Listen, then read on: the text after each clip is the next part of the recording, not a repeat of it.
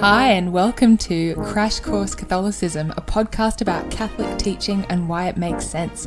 I'm your host, Caitlin West.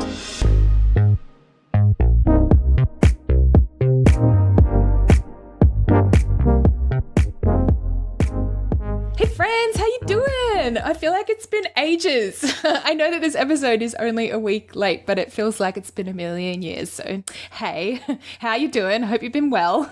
I was in Japan last week, so that's why this episode is out a little bit late, and I've just come back. So you'll have to excuse me if I'm like slightly incoherent today because I am still recovering from what ended up being a very long flight home. So, today, we are continuing our discussion of the 10 Commandments by looking at the Fourth Commandment, which is honour your father and mother.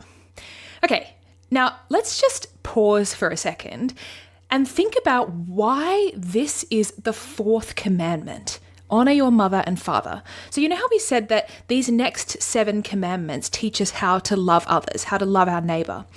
Why is it that we start with our parents? Why don't we start with, the poor or refugees or children? What does this tell us? Well, what it tells us is that this is the first order of business, the first order of charity, right? Honour your mother and father. We cannot extend charity to the poor and to the marginalized if we don't first know how to love those that are closest to us. So point 2197 of the Catechism says that the Fourth Commandment shows us the order of charity.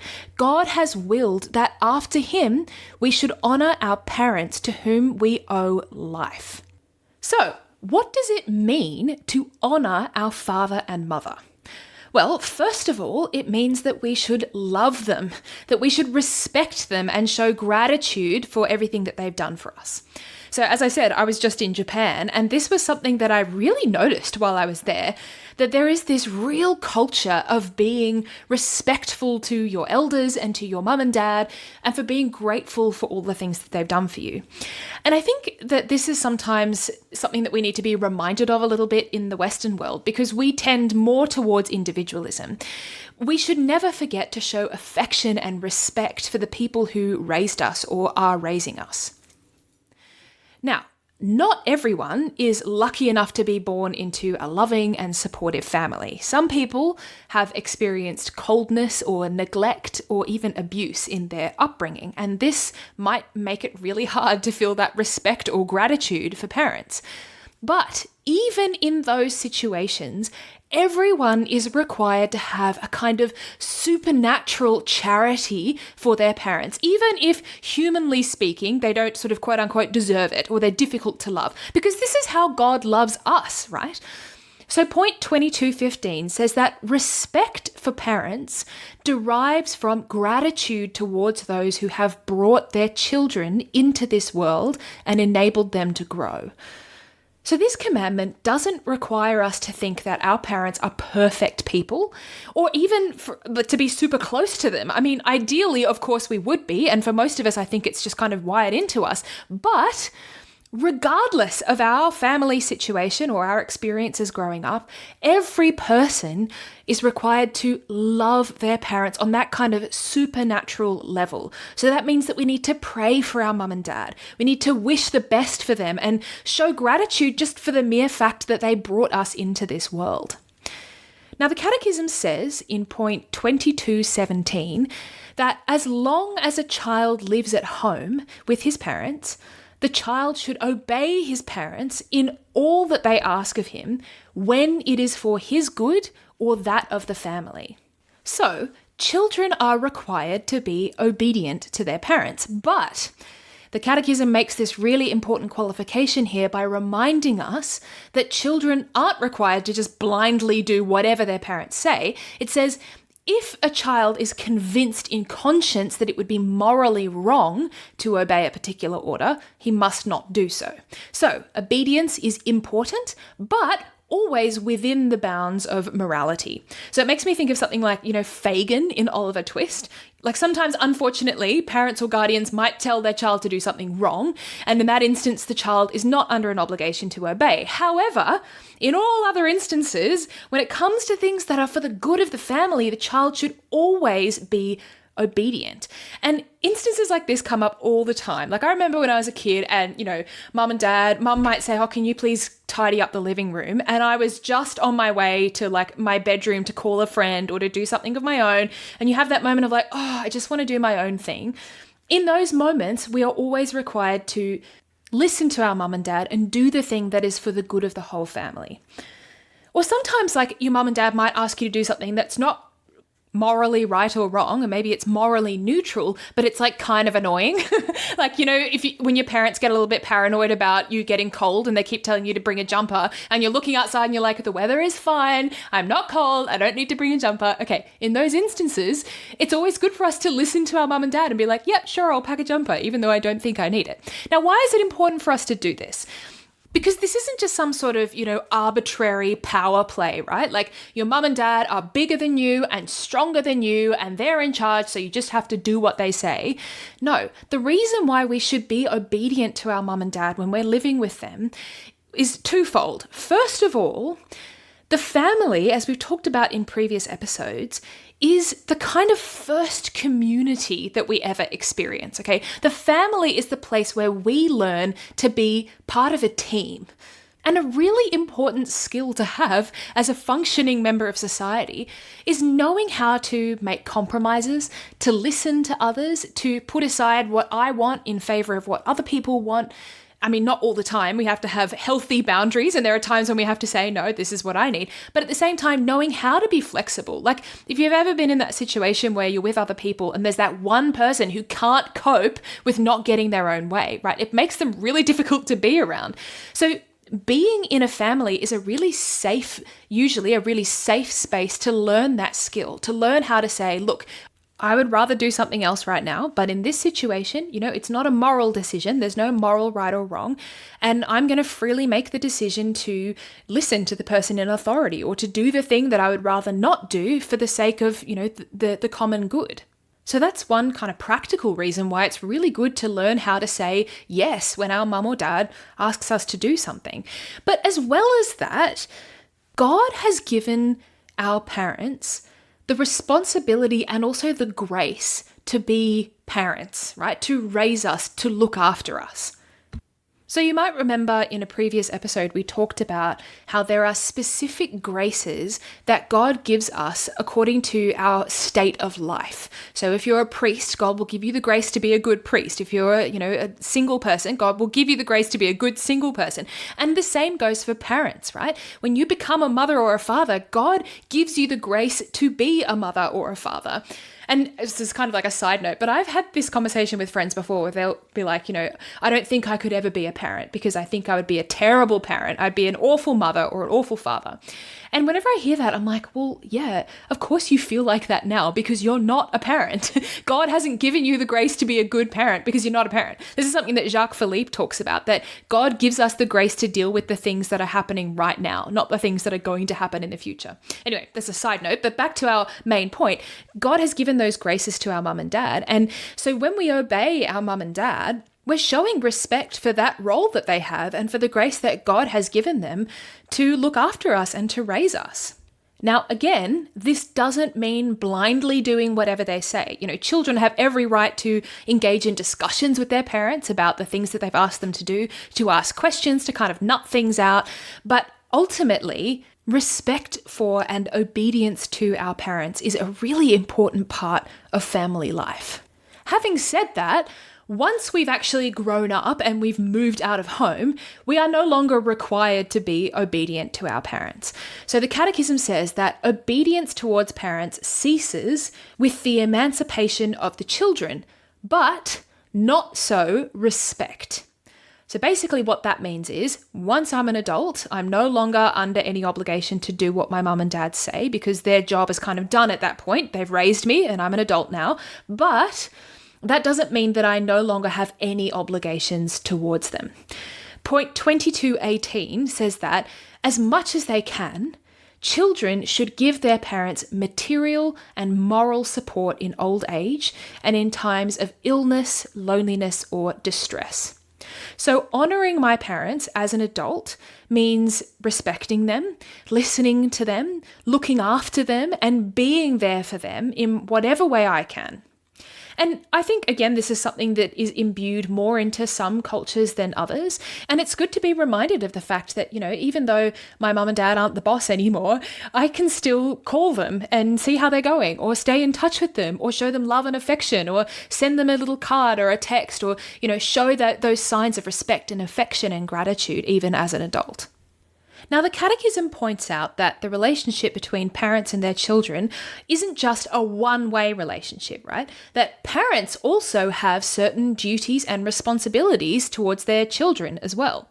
So point 2201 of the Catechism says that the begetting of children creates among members of the same family personal relationships and primordial responsibilities. So we all have responsibilities towards each other.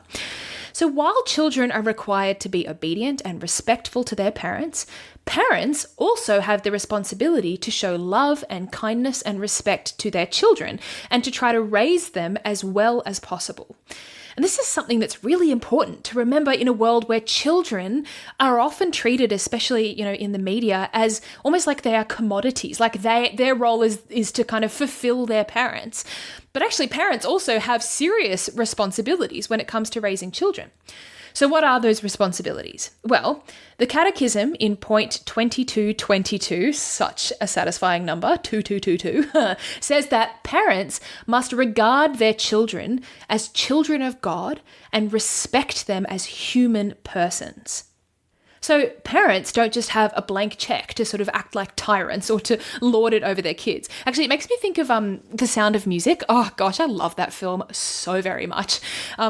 And it's sort of a journey that you see occurring in the film, that the dad has to learn that his kids aren't just there to be obedient and to do all of the right things. He also owes them love and affection, right? He's there to be their father, not just their kind of authority figure.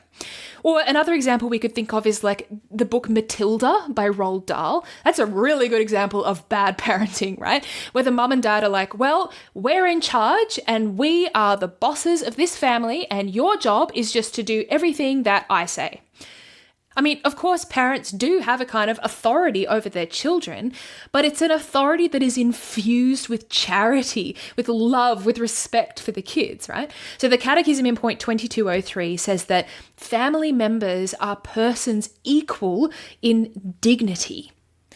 And that doesn't mean equal in authority. There are some people who are oh, we're raising our children as though we're all adults and we're letting them, make their own decisions about their life and discipline and everything. No, a mum and dad, you're there to raise the kids and you do have that authority. But at the same time, there's that equality of dignity in the family, that every person is a human person that deserves love and respect. Now, one of the main responsibilities of parents is to raise and educate and form their children. So point 2221 in the Catechism says, the fecundity of conjugal love cannot be reduced solely to the procreation of children, but must extend to their moral education and their spiritual formation. So in other words, parents have the responsibility to educate their children, to try to teach them virtue and to lay that sort of foundation for them so that they can then flourish as adults. And this is something that can sometimes get a bit lost in families, especially today where so many things are outsourced. We might have this attitude that, my job as a parent is to look after the physical welfare of my kids, but then their human or moral formation and their education is something that they get somewhere else, maybe at school or from a nanny or a babysitter or their grandma or whatever. And of course, there's nothing wrong with schools and nannies and grandmas being part of that process. But ultimately, that responsibility of education and formation rests with the parents. So, parents educate their children in two key ways. Firstly, the Catechism in point 2228 says that respect and devotion lead parents to educate children in the right use of their reason and freedom. So this means helping kids to use their brains. Okay, it means more than just teaching your children to be obedient. It means forming their consciences so that they can then make free moral decisions as adults. So I know my parents did a really great job of this when we were kids.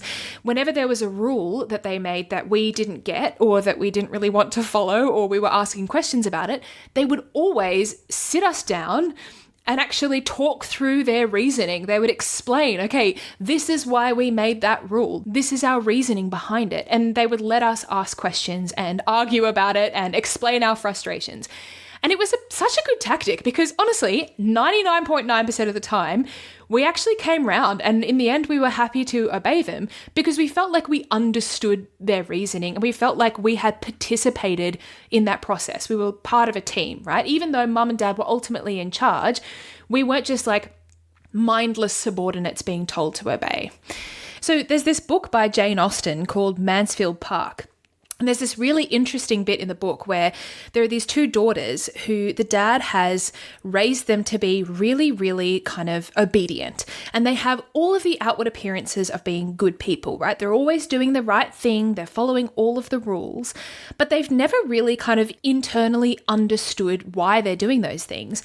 And so, of course, as soon as the parental authority is absent, as soon as the dad is away from home, they start to misbehave. And in the end, one of the daughters does something really bad and kind of goes off the rails.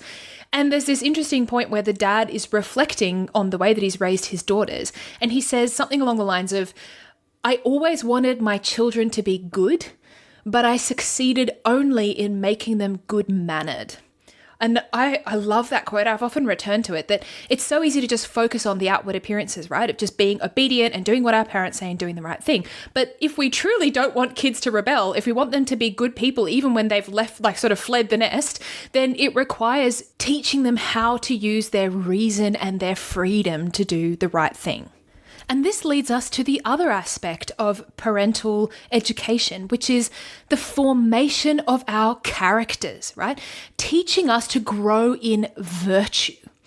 So, point 2208 of the Catechism says that the family should live in such a way that its members learn to care and take responsibility for the young, the old, the sick, the handicapped, and the poor. And then point 2223 says that parents bear witness to their responsibility first by creating a home where tenderness, forgiveness, respect, fidelity, and disinterested service are the rule. So in other words, parents are required not just to teach their children to use their brains, but also to use their hearts, to be good people. Now, the first thing that we need to do if we want to pass virtue on to others is, of course, to have it ourselves. Like, we can't give something that we don't have. So the Catechism goes on to say that parents have a grave responsibility to give good example to their children. So we can think about something like the life of Pope John Paul II. John Paul II talked about how the best lessons that he learned through watching his father. He watched his father do the right thing. He learned how to pray by waking up in the middle of the night and seeing his dad on his knees in prayer. Now, if you can imagine, if his dad had been getting around saying like, Carol, you need to pray more, you need to pray better, but he never actually saw his dad praying, then it's much less likely that he would have developed that capacity himself. So you know how there's that saying, do as I say, not as I do? I know my mum used to say that all the time when we were kids, and I'm sure that if I ever become a mother, I will say that to my children as well. And it's a funny saying, and it kind of captures the fact that, okay, your parents aren't always perfect. But at the same time, the best way to teach children what to do is to do those things ourselves. Having said that, it's important to remember that parents are not required to be perfect, okay? No one is saying that in order to raise children well, you have to be absolutely perfect yourselves. And in fact, the Catechism goes on to acknowledge this. It says, by knowing how to acknowledge their own failings to their children, parents will be better able to guide and correct them. So yes, parents should strive to have virtue and show virtue to their children, but even when they lack virtue, it can actually be a really powerful tool for forming our children to be open and honest about that with our kids. So it makes me think of the book Little Women. There's this beautiful scene in that book where there's the mother who's called Marmee, or that's the name that the kids use for her, Marmee, and the daughter Jo. And Jo has a really bad temper, and she has just absolutely lost it with one of her sisters, and she's feeling really bad about it. So she goes to her mum, and her mum, in the course of this conversation with Jo, tells her, you know, I actually have a really bad temper myself. It's something that I really struggle with. And Jo is like, oh, come on, as if you never get angry. I've never seen you angry. And the mum is like, well, yeah, maybe you don't see it outwardly, but that's because I've worked on it so hard my whole life. And even if I don't show it on the outside, often I'm really angry on the inside. And sometimes I have to leave the room, or I have to, you know, do something to kind of control my anger. And it's this moment of such revelation for Jo. She has so much more respect for her mother, and it also shows her, she's like, okay, if my mum can do this, then maybe I can do it too. You know, if it's hard for her and she's so wonderful and I respect her so much, then maybe I can conquer this vice as well. So that can be a really powerful way to encourage children to struggle with virtue by letting them see our own struggles with virtue. Another responsibility that parents have is to raise their children in the faith. So point 2225 says that parents should initiate their children at an early age into the mysteries of the faith. So Christian parents have a responsibility to raise their children as Christians. I don't know if you've ever had one of those conversations with someone where they've said, oh, you know, we didn't feel comfortable sort of indoctrinating our children at such a young age. We wanted to leave them free to make their own decision about their faith when they were older, so we didn't teach them anything as kids. And that's some kind of faulty logic for two reasons. First of all, there is no such thing as raising your child without any kind of belief system. If you're not raising your child to be a Christian, then you're raising them to be an agnostic or an atheist. Not making a decision is making a decision about your child's faith. Secondly, if you are genuinely convinced of the truth of something, then you will naturally want to pass that truth onto your kids. And as parents, you actually have a responsibility to pass that truth onto your kids. So we can think about things other than faith, right? Think about something like health and healthy eating and nutrition. Imagine if there was a parent who said, oh, well, we never really taught our kids about nutrition. We never gave them vegetables or encouraged them to exercise because we didn't want to force our own beliefs down their throats. We wanted them to make their own decisions about what was healthy or unhealthy. So we just kind of left it blank. We didn't teach them anything. You would rightly conclude that those were some pretty neglectful parents, because it is your job as a parent to pass on the things that you believe are true to your kids. Also, if we think about like the kind of world that we live in now, I mean, at least this is true in Australia, that, you know, when we look at the media and social media and, you know, the kind of pressures that kids experience in social life or the things that they learn at school, the world will generally kind of guide children in a certain direction. So the job of parents is to kind of arm their kids with the capacity to, you know, make decisions about whether those things are right or wrong, or, you know, how to push back against the pressures that they experience when they're growing up. So that's a big responsibility that parents have. Now, even though parents have a responsibility to raise and to educate their children, they also need to respect their children's freedom, particularly when they become adults. So point 2229 of the Catechism says that when they become adults, children have the right and duty to choose their profession and state of life. So state of life refers to, you know, whether they're called to be a priest or a nun or celibate or to get married. Parents should be careful not to exert pressure on their children, either in the choice of a profession or in that of a spouse. So again, here we return to the fact that the job of a parent is to kind of lay the foundation for their children so that they can then go on to make free decisions, rather than sort of controlling every aspect of their life. Now, having said that, the Catechism goes on to say that, of course, parents have the right and even the responsibility to offer advice to their kids. It's not like a complete hands-off once they're adults, but ultimately they need to respect their children's freedom. So if you're looking for some extra kind of inspiration on the kinds of dynamics that should exist between parents and their children in families, what it means to honor your father and mother, what it means to treat your children with respect and equality and dignity, I would recommend reading a couple of things. One is a book called Our Lives in His Hands, and it's a book about a couple called Tomás and Paquita Alvira. So Tomás and Paquita were a married couple who lived in Spain in the 1900s. They had 9 kids, legends, and they were recently made servants of God by the church. And what that means is that they are on the path to being beatified and hopefully eventually canonized by the Catholic Church. So in that book, we see so many great examples of that kind of healthy dynamic between parents and their children. I would also recommend reading up on the lives of Saint Louis and Zélie Martin, who were the parents of Therese of Lisieux. And I apologize to any French person who just heard me butcher those names. They've both recently been canonized by the Catholic Church. They're both saints. And they were obviously incredible parents, not just because they were saints themselves, but because they raised one of the greatest saints of all time. Now, earlier, we said that the family is the first community that we ever encounter, and that those relationships between parents and children and also siblings set the foundation for the way a person will end up functioning as part of society. For this reason, the Catechism talks about how governments have a really important responsibility to support and care for and protect families.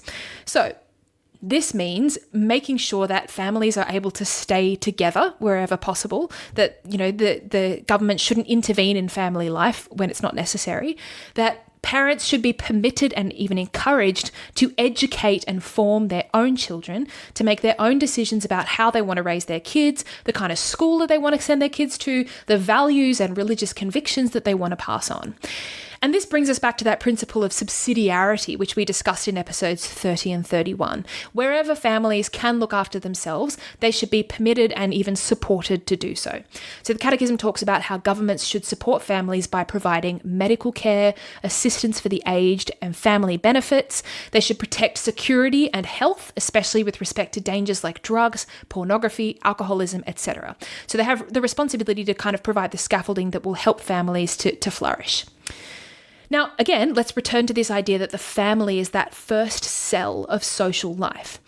If it is true that children should honour and respect their parents, and that parents in return have a responsibility to look after their children, this same logic applies on a kind of macro level to all relationships of leadership and kinship in society. So point 2199 of the Catechism says that this fourth commandment concerns also the ties of kinship between members of the extended family. It requires honour, affection and gratitude towards elders and ancestors, and it extends to the duties of pupils to teachers, employees to employers, subordinates to leaders, citizens to their country, and to those who administer or govern it. Basically, what it's saying is that, this is the dynamic that should exist in all situations where someone is in a position of authority. And of course, here we're talking about positions of legitimate authority, and we're not talking about like corrupt despots. We're not under any kind of obligation to obey a tyrant. But basically, that relational dynamic is one that kind of maps onto all areas of social life. So for instance, as citizens of a country, we are required to serve the common good and to act in accordance with the laws of our country, provided, obviously, that they sort of fall within the bounds of morality. So very similar to what we were talking about in terms of children in relation to their parents. So point 2239 of the Catechism says that it is the duty of citizens to contribute to the good of society. Submission to legitimate authorities and service of the common good make it morally obligatory to pay taxes, to exercise the right to vote, and to defend one's country. And this is something that we learn in the family, right? That no man is an island. My job is not just to look after myself, but also to care for others as well, and to listen to the legitimate authorities in, whatever situation I'm in. And then on the flip side, leaders also have an obligation to lead us well. So that means, just as we discussed with parents, leading by example encouraging our use of freedom and responsibility, and making laws that respect human dignity and promote positive moral choices. Point 2237 of the Catechism says that political authorities dispense justice humanely by respecting the rights of everyone, especially of families and the disadvantaged. So we talked about human rights in episode 31, and governments have the responsibility to encourage and protect those human rights. Point 2235 of the Catechism says that those who exercise authority should do so as a service. No one can command or establish what is contrary to the dignity of persons and the natural law. So just like with parents, being in a position of power or authority doesn't mean that I have a blank check to kind of lord it over people. It actually means that I have a responsibility to serve, to care for and guide the people that I have authority over. So what we can see here is that the Fourth Commandment, this is why it's first in that kind of second, not half, but the second part of the commandments. The Fourth Commandment provides us with this blueprint for the functioning of all human relationships. When charity is at the heart of our relationships, if I know how to love and honor my parents, and if my parents respect and educate me well, this will act as a kind of scaffolding that will serve us in all of our human relationships. Okay, so that's all that we have time for today. Next fortnight, we're going to talk about the Fifth Commandment. Yay! I hope you have a fantastic fortnight, and I'll talk to you soon. Bye!